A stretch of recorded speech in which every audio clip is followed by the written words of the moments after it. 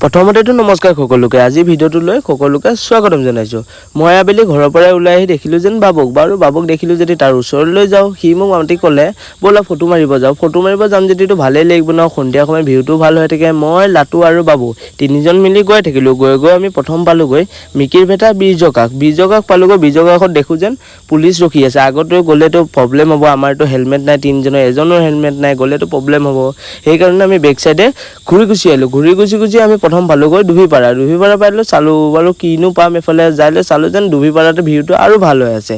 আমি অকণমান যাই লৈ ৰখি পিনে চালোঁ যেন ভিউবিলাক ভাল লাগি আছে। আৰু ভিউবিলাক ভাল লাগিলে নহ'বতো, ফটোটো মাৰিব নোৱাৰোঁ। এই বেলিটো যদি অকণমান ওপৰত থকা হয় তেতিয়া ফটোখন ভাল হ'লে হয়।